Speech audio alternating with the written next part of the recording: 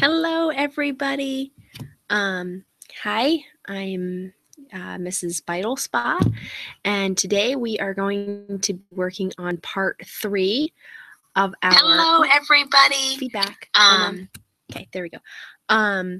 Working on part 3 of 6 of our Regents review for the U.S. History and Government exam. If you're currently one of my students, you should have this packet.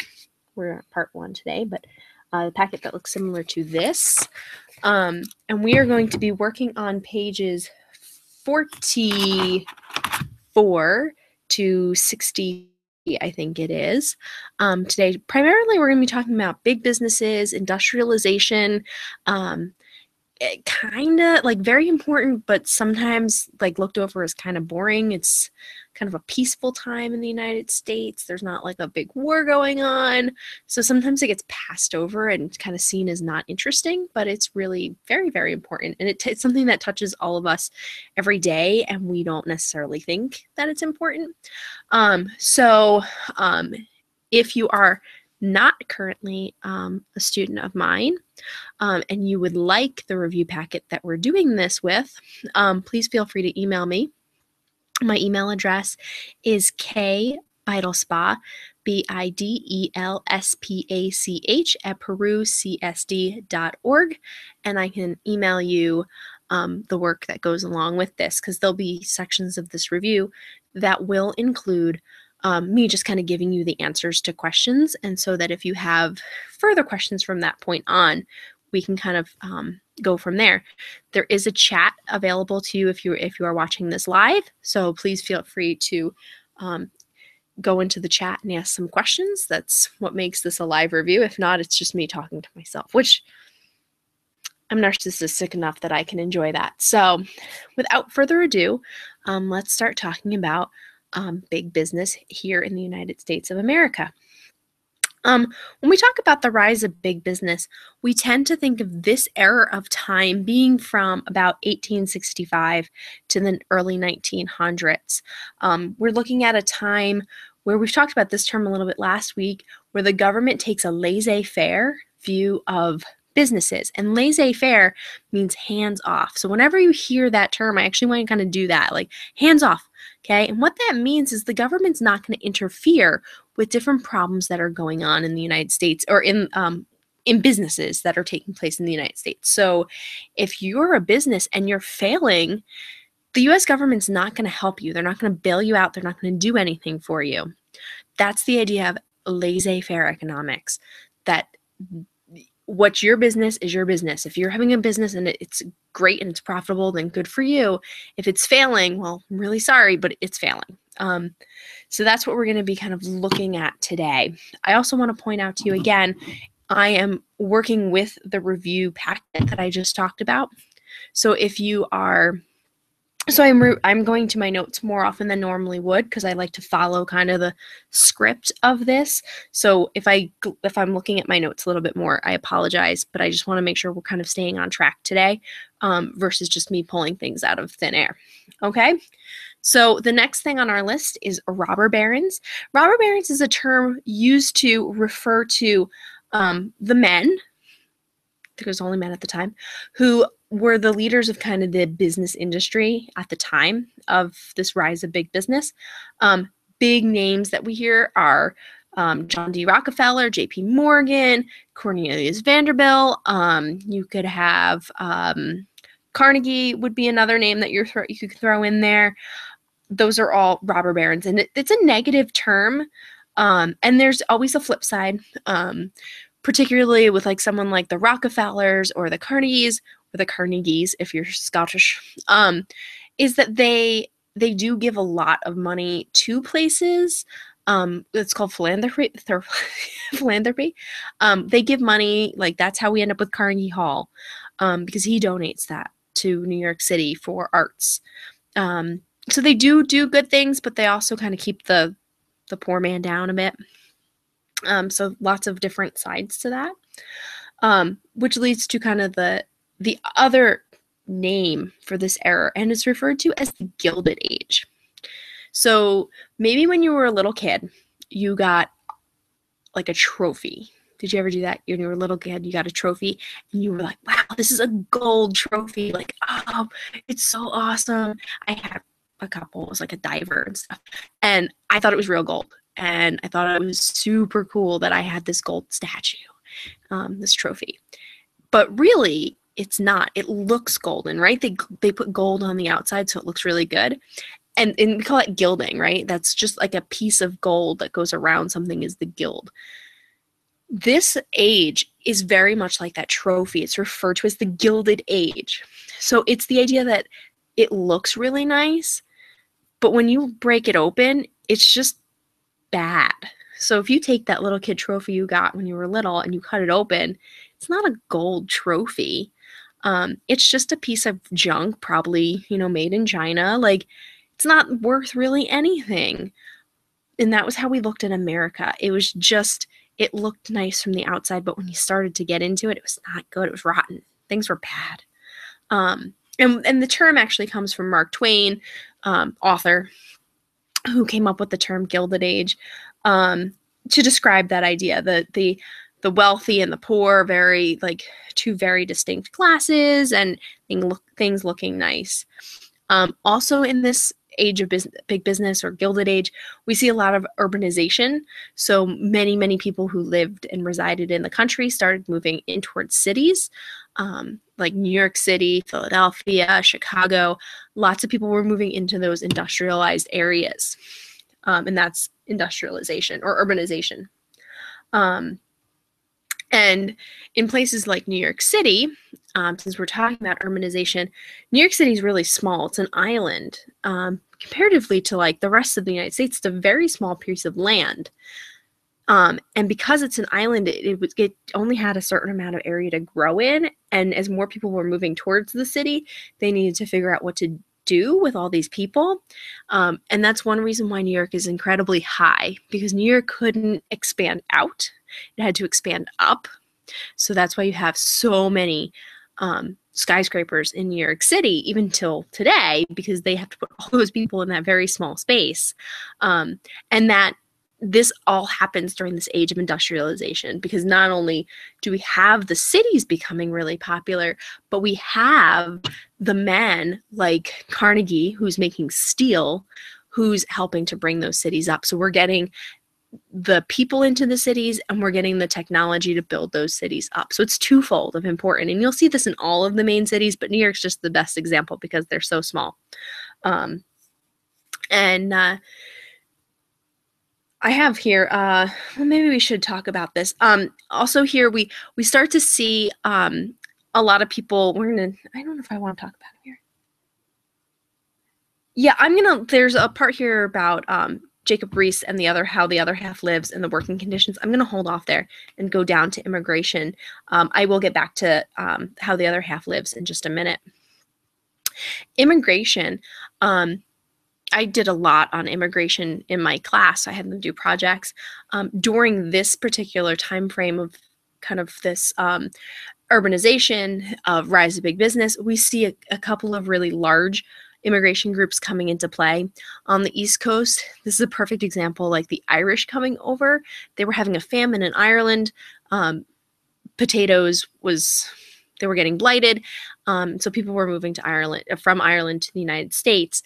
And it wasn't going so well. They were definitely looked down upon. They were giving kind of the worst jobs in the area. They would take any jobs that they could. They were willing to work under really horrible conditions because they were so willing and able to leave Ireland, happy that they were here, that they did anything. That's here on the East Coast. On the West Coast, we see a very similar story, but with the Chinese. And the Chinese came over and settled in California. I talked about both of these groups last week too, when we talked about the westernization and the building of the railroad. So the Chinese came in through Angel Island in California, and many of them got jobs working on the railroad, and took like the most dangerous jobs because they were just so happy to be out of China. Different than the Irish. The Irish did have some kind of unofficial laws against them, but the the Chinese had official laws against them. The most famous one is the Chinese Exclusion Act, which was written in 1882, which was limiting the amount of Chinese immigrants that were allowed to come into the United States of America. So they put a cap on the amount of Chinese immigrants that could come in. We don't, well, I don't want to get into too many politics, but we don't see that a ton, that a specific group is told not to come into the United States through legal issues. So that's rare, and it's definitely based, I mean, I'm not going to sugarcoat it. I'm not going to gild it. It's definitely based on racism. The Chinese look different than traditional Americans had looked, so that was why they made that law. Just taking a look here. We do also see some immigrants coming over from Southern and Eastern Europe. So Italy and Russia. Most of those were coming over for political reasons. There was a lot of problems in both of those two countries, a lot of corruption in their governments. So they came over here to get away from corruption in their government, and they find America in the middle of their Gilded Age, which was not perhaps their best moment. My computer's doing something weird. I apologize. Okay. Couple terms here too about immigration. Nativism is a term you're going to want to know. And nativism is like this idea of Americans who had already lived in America thinking that they were kind of better and were angry about new immigrations. If this sounds like I could just take this story and put it into today, it's absolutely true. People have almost always been scared of the new immigrant group, right, wrong, or indifferent. And so that's what the idea of nativism is. It's just people being like, I don't like you because you're new. I'm better because I'm a real American. Go back to where you came from. And a lot of this was based on the fact that new immigrants, whether it be the 1800s or today, tend to be willing to work under worse conditions and be paid less because they're so desperate for work. And that makes like the older immigrants, because except if you're Native American, we're all immigrants, makes these older Americans like very like, they're taking my jobs. Like, that's not new. Like, I kind of joke about it, but it's not new. Like, this is something that we've been seeing for hundreds of years. This idea that the immigrants are coming over and taking jobs from current Americans. All right, moving on to economics and progressive reforms. Okay, couple of things. We're going to look at monopoly, not the wonderful game that everyone just thinks is the best board game in the world, but what the idea of a monopoly is. So if you play Monopoly, and the whole idea is to get a monopoly, so you have like an entire section of the game, and that's what a monopoly is in real life. So the idea is if you are selling socks, I don't know why I thought of socks, but if you're going to sell socks, you own every sock company that's out there, and you also own all the machinery and all the things to make socks. And that's the idea of a monopoly, and no one else can get into the market. And what was happening is things like Carnegie Steel. Andrew Carnegie had the entire steel market, so no one else was able to really break into the market, which wasn't fair, but it was just the way it was being done, and there was nothing to be done about it because there was no laws against monopolies at the time.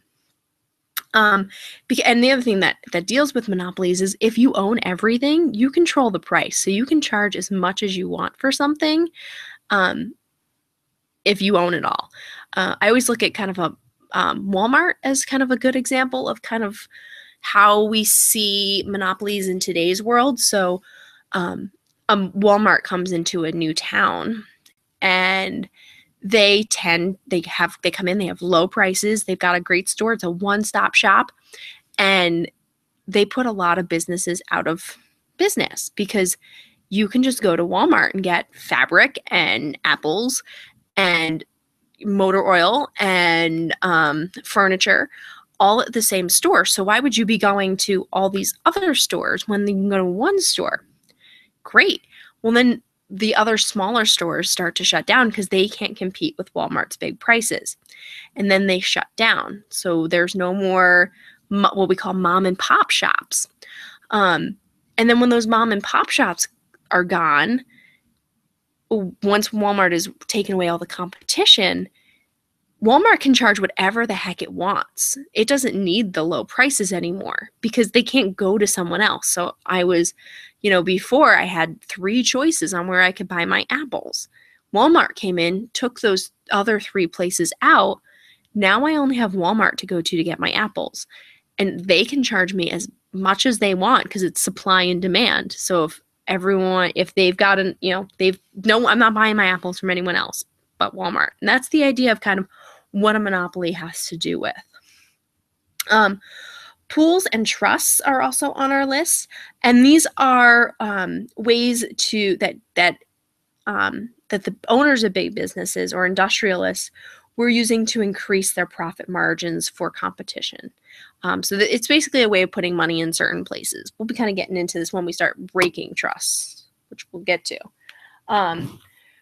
We have Interstate Commerce Act. This was kind of dealing with how to deal with large businesses and small businesses working together and dealing with each other. And then this is where we start to get into our Antitrust Act. We have a couple of big ones coming through. We have the Sherman Antitrust Act and the Clayton Antitrust Act. And basically both of these were to break up trusts, to break up the bonds and the monopolies that the large companies had together. So these were to break them up so they couldn't be one big company. And these laws still exist today, and sometimes you'll still hear about them in the news, that something needs to be broken down. Microsoft comes to mind. There was a big thing in the early 2000s, maybe late 90s, about Microsoft having too much control over computer software, and that they needed to be broken up into smaller companies. And then we have Gibbons versus Ogden. This is like one of the 3 like super boring Supreme Court cases that we'll look at. We'll look at Supreme Court cases at the end of our review also, like review 6, because they're so important. But it's important here to talk about Gibbons versus Ogden. The idea is that there was a river separating New York and New Jersey. New York and New Jersey and Pennsylvania. And it had to do with trade along that route.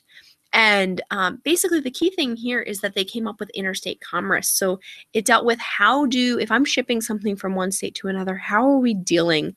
How is the federal government impacting that change, that shift? Washburn versus Illinois. I'm not even going to worry about that. It's on our sheet there. I'm not worried about it. We do get the Federal Reserve System, which comes in 1913. And this comes in order to help get us out of the Great Depression, or kind of start getting us on it's before the Great Depression, but it kind of expands with the Great Depression. The idea here is that we need a reserve of money in case something happens. It just wasn't strong enough at the point of the time that we needed it for the Great Depression.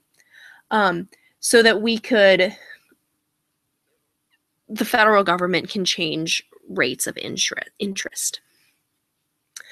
And then we also get the 16th Amendment, which is an income tax amendment. And this has to do with how often can income tax rates be changed. So each human in the United States of America who has a job, on the books job, has to pay an income tax. So that's out of your paycheck every time you get paid, whatever that paycheck may be. A certain amount of money is taken out from the U.S. government directly. And that's your income tax, a tax on what you earn, what you income. And previously, that income tax had kind of stayed level, and it hadn't really changed. And that obviously needs to change at some point. Taxes, as much as everyone might complain that we have to pay for them, are essentially important to the United States and to every place. And what the 16th Amendment did is it made it possible for Congress to change our income taxes, because if not, in reality, we could still be paying our income taxes from the 1800s, which would be kind of fun because it would probably be just a couple of dollars. However, we wouldn't have like our roads paved or snow plowed roads and things like that. So, I mean, I'm a big proponent of paying taxes because I like public school and I like not having to worry about lots of things that the government just takes care of for me. Yes. Okay. So that's the income tax. All right. Now we're moving into just the progressive era. And as the name progressive might imply, it's kind of making steps forward, right? If you're progressing, you're going forward. And what the progressive era does is it makes those steps. How are we going to get from point A to point B, right? How are we going to progress? And so there's lots of things that we want to kind of think about and change and know.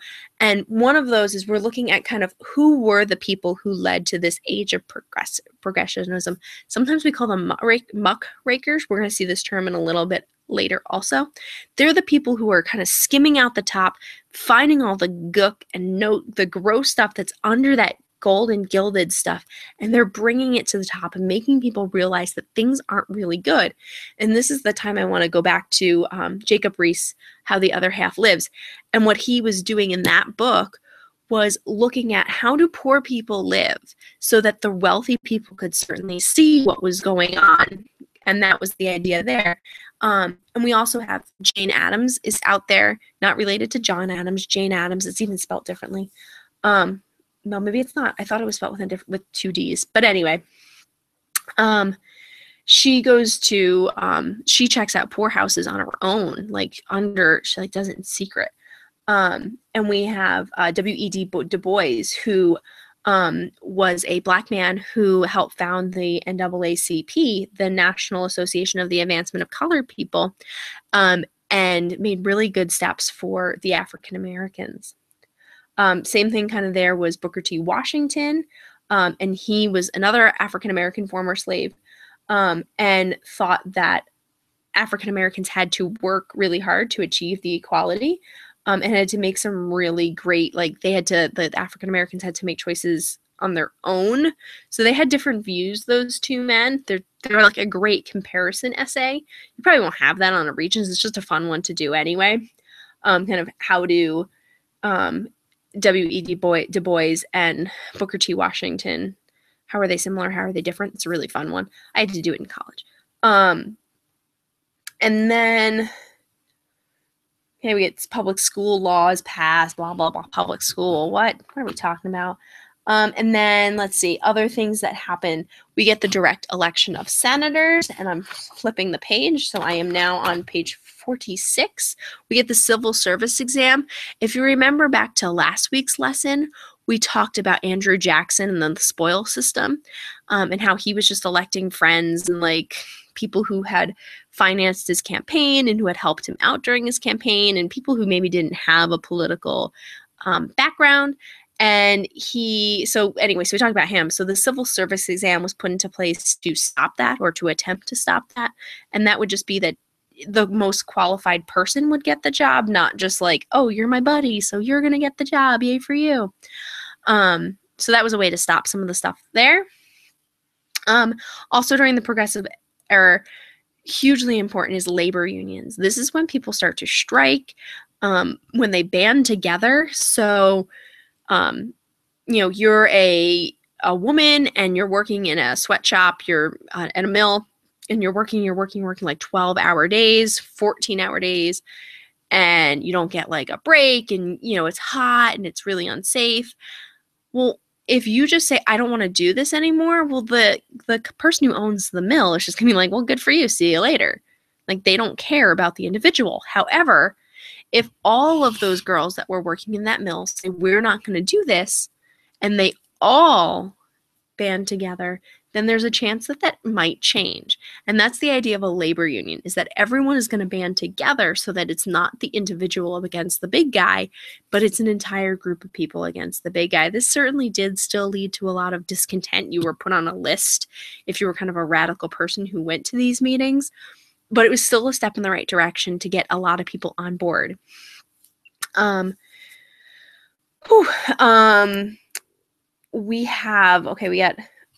realize how slowly we're going here. We're almost half an hour through, and I've gotten through 2 pages. So I'm going to try to move along a little bit faster here. We have Samuel Gobstopper, who is one of the kind of most well-known union creators, so people who led and created unions, those groups of people that had worked together to do things like strike and things and such. We also get the Pure Food and Drug Act, and this comes out of a lot out of Upton St. Clair, and he's one of the muckrakers, which is our word here in a second. He writes a book called The Jungle, and The Jungle, well, it was about something else, but what ended up being really important about The Jungle is he goes into a meatpacking industry, and he was writing really about work conditions. But when he got there, he realized how incredibly filthy the meatpacking industry was from the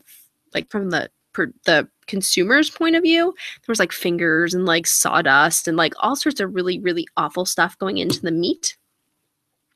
And so once he kind of brought that out through his book called The Jungle, they created the Food and Drug Administrative Act to kind of help make Americans' food safer.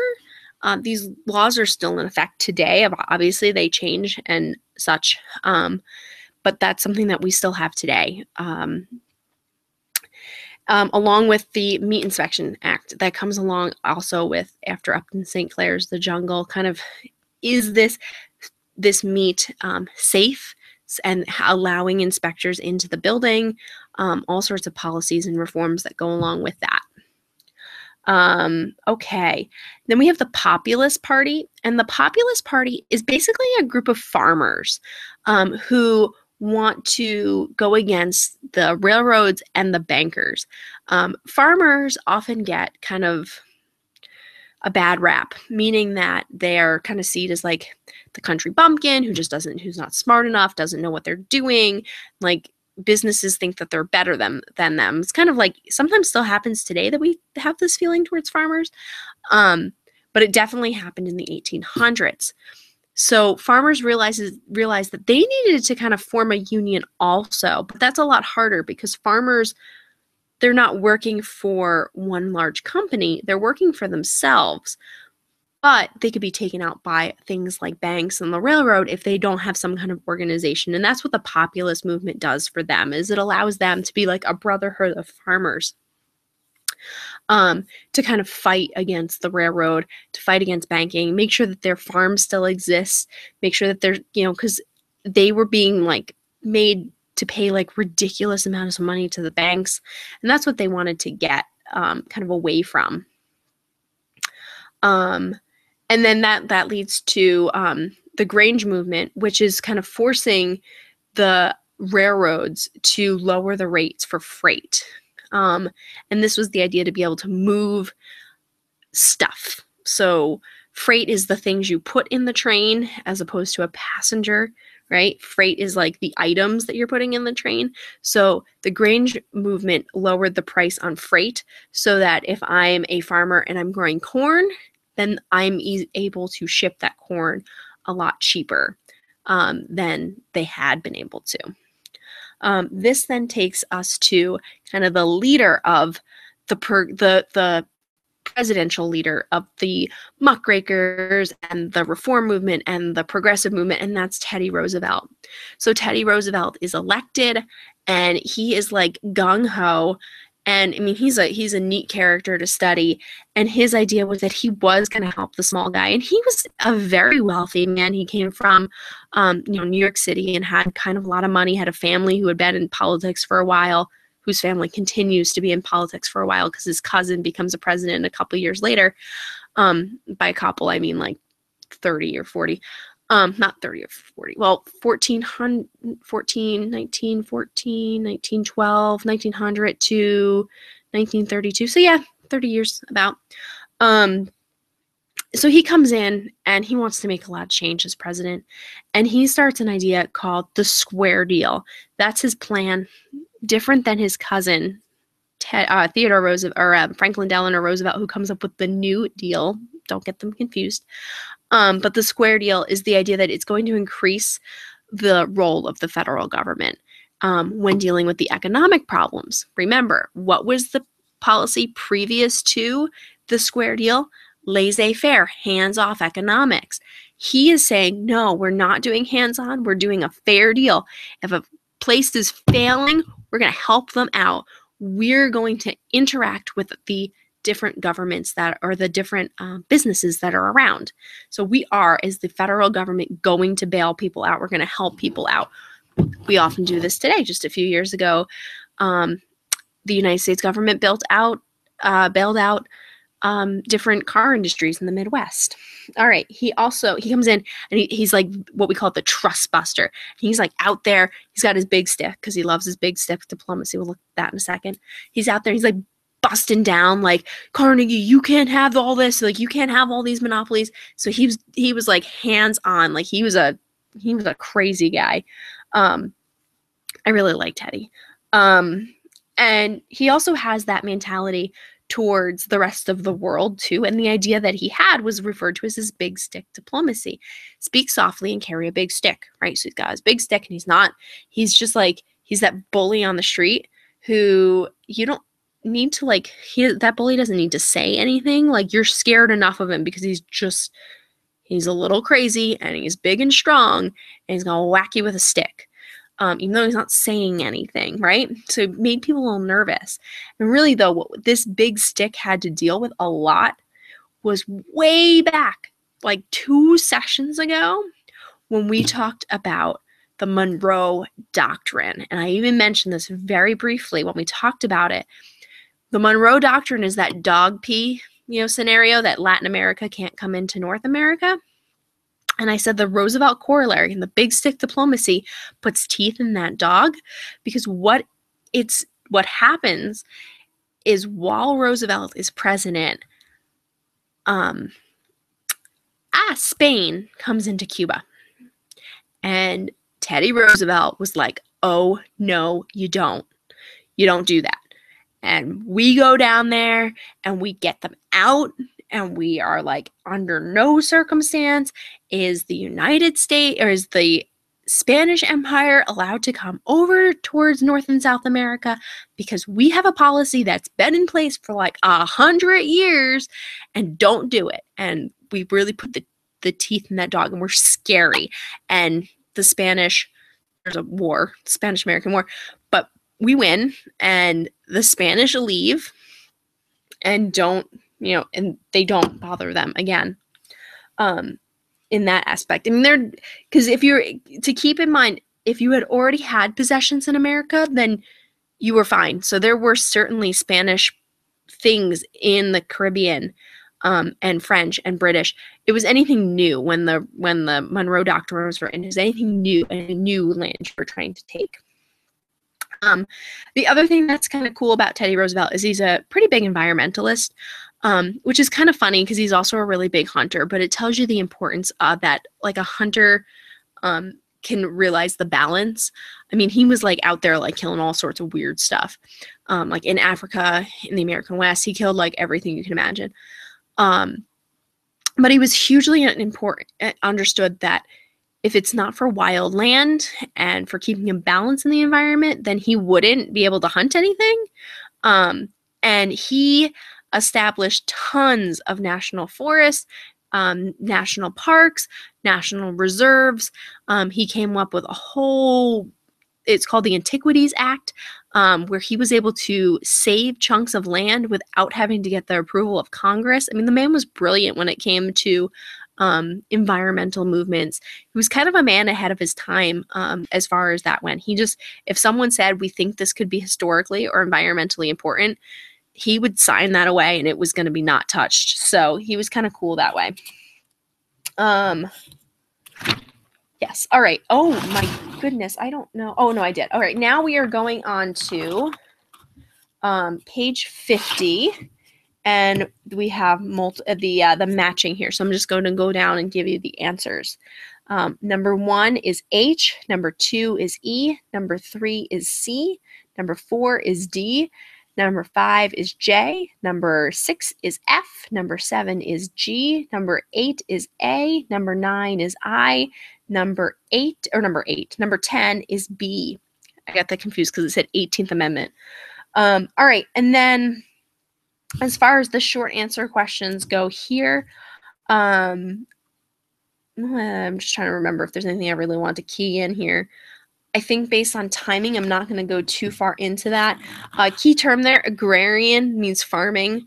So why did America move from an agrarian society to an industrialized one? We talked about urbanization. We talked about, change of kind of what we had available to us. So building up cities, just interest. We became more commercialized as well. So anyway, all right, moving on to, this is hard to do on the internet here, but we're going to do it anyway. This is that crossword puzzle for the Gilded Age people on page 52. Number 1 across is Woodrow Wilson. I think I'll do it like across first and then down. So number 1 across is Woodrow Wilson. Number 4 across is Upton Sinclair. Number 5 across is John Dee. Number 6 across is Samuel Godstopper. And Thomas Nast. Oh, number 7 across is Thomas Nast. Thomas Nast, too. Nast. It talked about how he created the image of Boss Teed in Tammany Hall, and Santa Claus. The man invented our modern day image of Santa Claus. We didn't talk much about him. He's a political cartoonist who really took these idea of like the trust busters, or the not the trust busters, the people who had trust, Carnegie, Roosevelt, or Carnegie, Rockefeller, and made fun of them. And one here specifically is mentioned is Tammany Hall and Boss Tweed.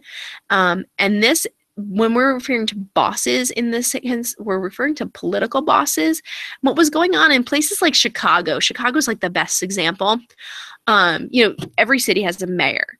Well, in Chicago, what was happening was the mayor was being owned basically by someone else. So he was the mayor, I'm the mayor, but really there's someone like over here who's telling me all the stuff that I should be doing. And that guy was considered the boss, and that was Boss Tweed. And he like owned the city because he owned so much stuff. So the mayor basically had to listen to what he was saying. And that's what a political boss or political machine is. All right, now moving down. We have 2 down is Robert Lafito, and number 3 down is William Jennings Bryan. And then over on the categorizing section, okay, where you had to kind of talk about people who, like, what were they? For politicians, I said William McKinley, John D. Rockefeller, Teddy Roosevelt, Woodrow Wilson. For labor leaders, I wrote William Jennings Bryan, Samuel Gobstoppers, and Robert D. LaFont. And then for muckrakers, I wrote Upton Sinclair and Thomas Nast. And then I talked about similarities for part 2, and this is on page 53. I wrote down Andrew Carnegie and John D. Rockefeller were big business owners. Teddy Roosevelt and Ida Turnbull I wrote as reformers. And Woodrow Wilson I wrote as political reformers. And William Jennings Bryan I wrote as political reformers. All right. So those are our folks there. We have our next section, which is some multiple choice. I don't have numbers on these. That's no fun. We'll number them right now to yourself, and we'll number them as we go. Number 1 is 3. Number 2 is 1.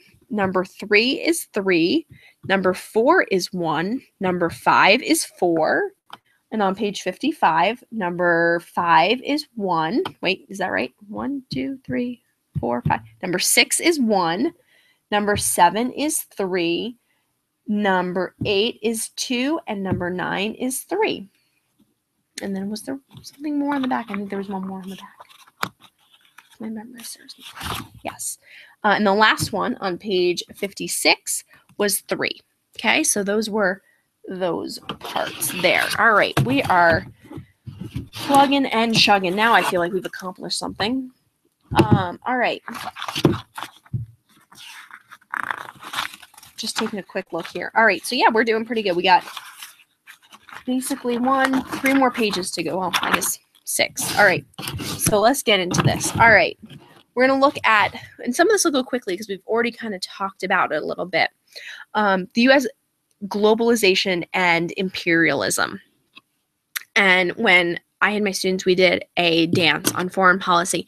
When we got to imperialism, we rubbed our bellies because we were hungry. We wanted raw materials. We wanted something else that another place had that we didn't have.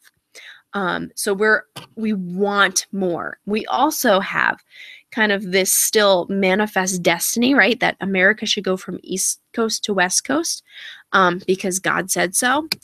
Well, now we're gonna like expand that even further. Well, we should go further than the East to West Coast. We should go into the Pacific. We should go south into the Caribbean. We should go all over because God said so. Because we have the right to expand. So we're gonna expand for expansion reasons, but we also need a lot more raw materials because we've got all these big businesses to feed, and we need to get those raw materials.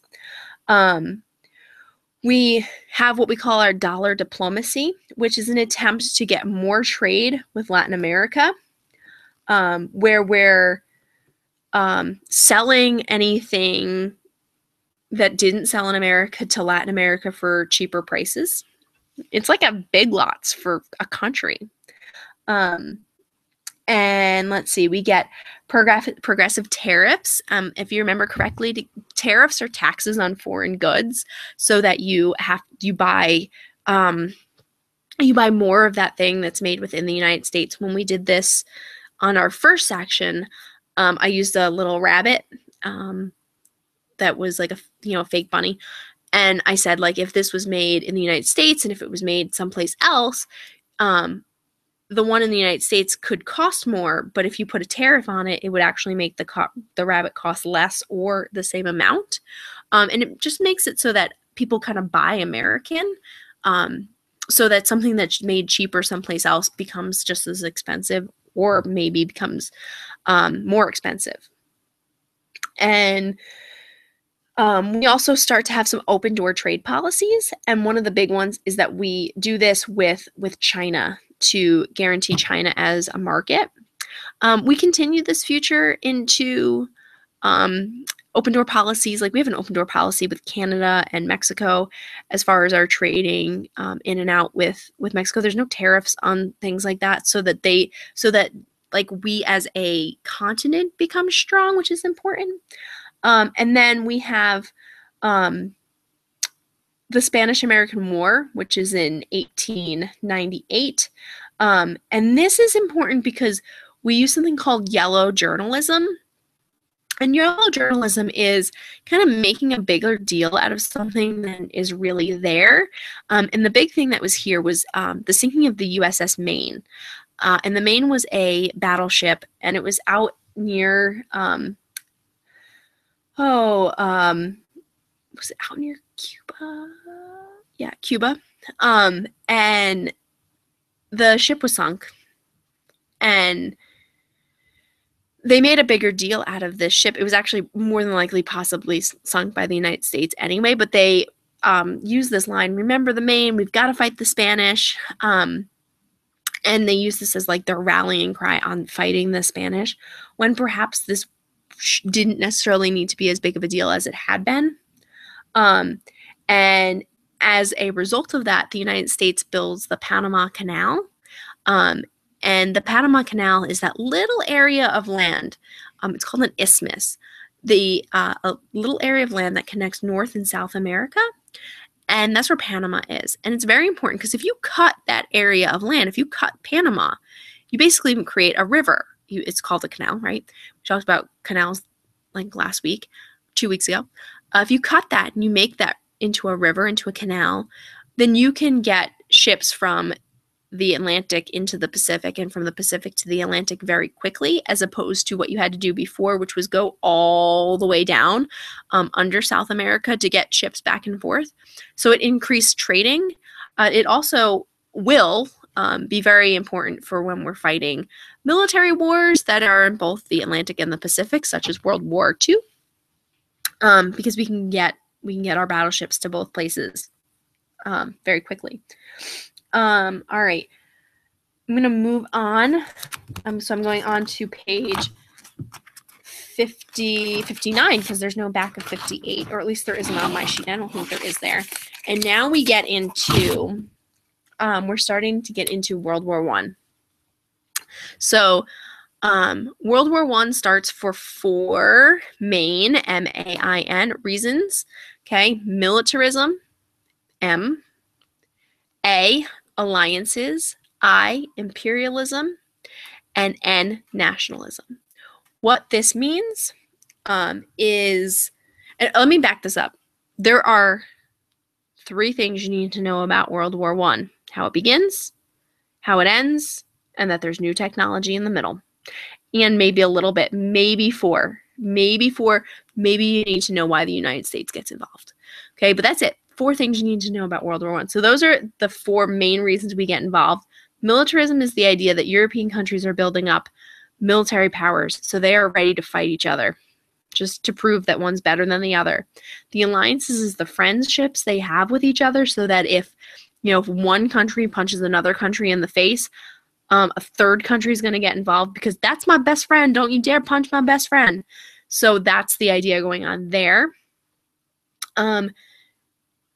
Militarism, alliances, MAI.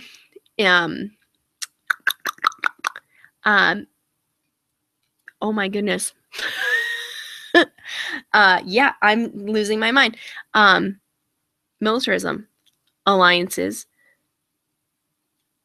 and then nationalism, which is the love of of your own country. I can't believe I'm forgetting and I just said it. Love of your country. So I always give the example, like, well, I'm not a Red Sox fan, but I'm a Yankee. I'm a Mets fan, so it doesn't actually mean anything. But a Yankee fan says, like, I'm a Yankee fan, then like a Red Sox fan's gonna punch that person in the face. Oh, imperialism. I was starting to say it. But I'll go back to that. So that's nationalism, right? So like you're willing to like punch someone in the face because they don't like the Red Sox, they don't like the Yankees. Those are just my favorite examples. Well, now it's looking at like a country getting involved in that. Oh, you don't think you think you're a better country than me? Well, then I'm going to punch you in the face. And then the other one is imperialism. What we were just talking about, like other countries gaining more land around the world, because now that turns into a world war. So England's a great example. England had owned everything on the sun, under the sun. So in World War I, England gets involved. Well, that means that Australia is now involved in World War I. Like, they don't really care, but they have to because they're part of the British colonies. And that's kind of why it becomes one of the reasons it becomes a world war. Is all these nations around the world who are owned by larger European countries have to get involved. So the Archduke Franz Ferdinand, who is a Austrian duke, he's crown prince, he gets shot, and that's what starts World War I. You don't really need to get too involved in that because it's a little bit more of a global issue, but that's how it starts, right? And then it just, all that other stuff builds in. So, oh, that's my friend, and you killed my friend, and I've got an alliance over here, and blah, blah, blah, blah, blah. Now, great. The United States stays completely out of this. It starts in 1914. We stay out of it until 1917. We have to get involved for 2 reasons. One reason is called the Zimmerman Note, or the Zimmerman Telegraph. This was a telegraph that was intercepted by the U.S. government. It was being sent from the Germans, who were the bad guys, the Axis powers, or no, the Central Powers. They were the bad guys, and they wrote to the president of Mexico and said, hey, Mexico, why don't you attack the United States? If you attack the United States, we'll support you in your fight against the United States. The United States gets this memo before Mexico does. That doesn't go well, as you can imagine. The other reason the United States gets involved is the sinking of the Lusitania. The Lusitania was a British ship that had a lot of U.S. citizens on it. It was sunk off the coast of Ireland by British U-boats, which is a submarine.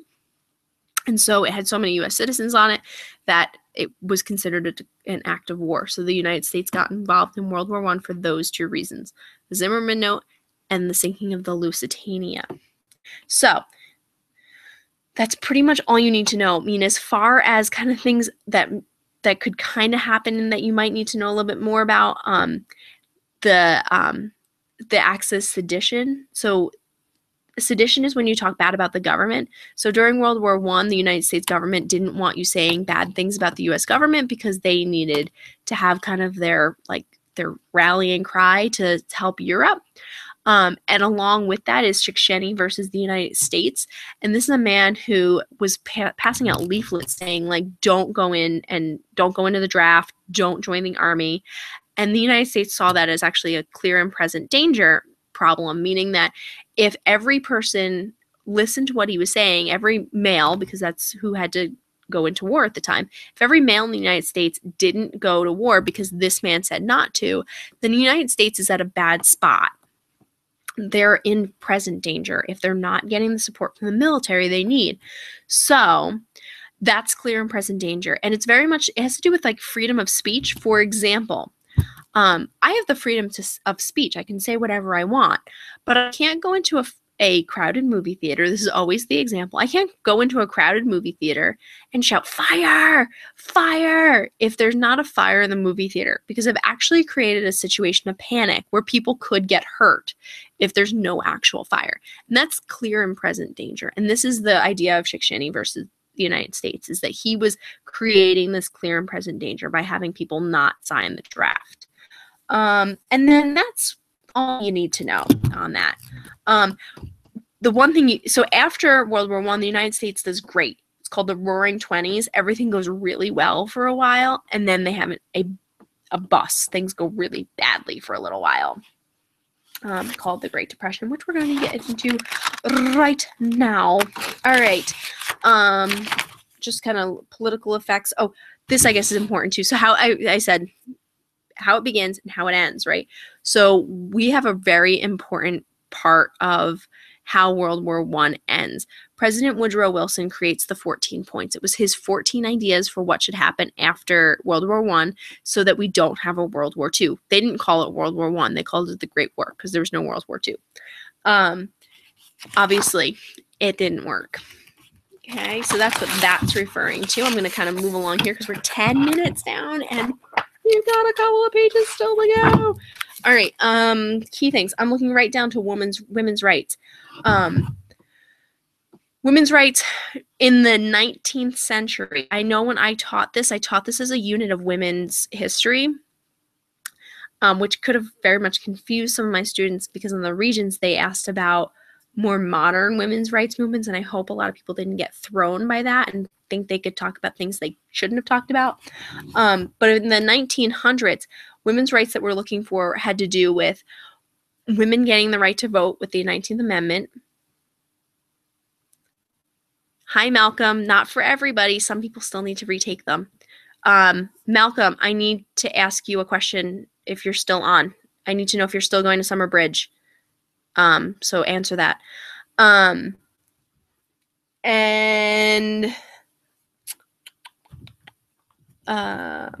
where was I? I got sidetracked. Oh, and the other thing is that women had been used to. Okay, I think you're signed up for the Wild Center, so I'll see you there. Bring lunch. Those people who don't know what's going on are probably very confused right now.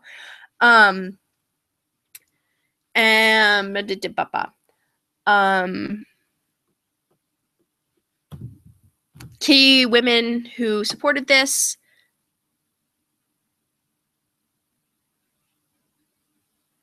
Tuesday, a week from today. Sorry for the other people who are watching this. All right, I'm going to focus. All right, so Elizabeth Cady Stanton, Susan B. Anthony, were all kind of key components of the women's rights movement and getting the right to vote. The Roaring Twenties. All right, moving on to the Roaring Twenties.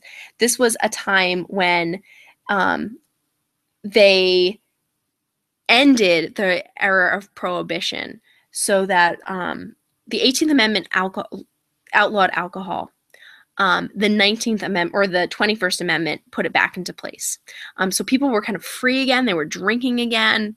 Not saying that you should drink. I'm just saying this is what happened. And everything was was very good. There was the flappers. Everyone was having a really good time. There was like an industrial boom in the United States. Everything was going really well until oh, we're not quite there yet. We also have the Harlem Renaissance, which is kind of a rebirth of African culture. And the name Harlem, it's coming from Harlem, like New York City. And there's the African Americans in New York City that had maybe come from the South, had been former slaves, were kind of rebirthing like jazz, and cool things are coming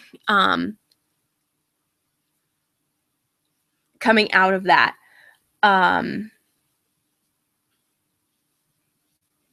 So that's what that is referring to. The use of the, we had economic changes. We've got, okay, we got one more page. We can do this with 5 minutes to go. We have some other major inventions that are going on. We have Henry Ford, which is using an assembly line. So that's the idea that like you just put a bolt on and then move it on to the next person. It's like the way they make a sandwich at Subway. Like you sit there at Subway and like someone starts the sandwich, but someone else finishes it a lot of times. Sometimes that's not how it happens, but it's kind of a good example.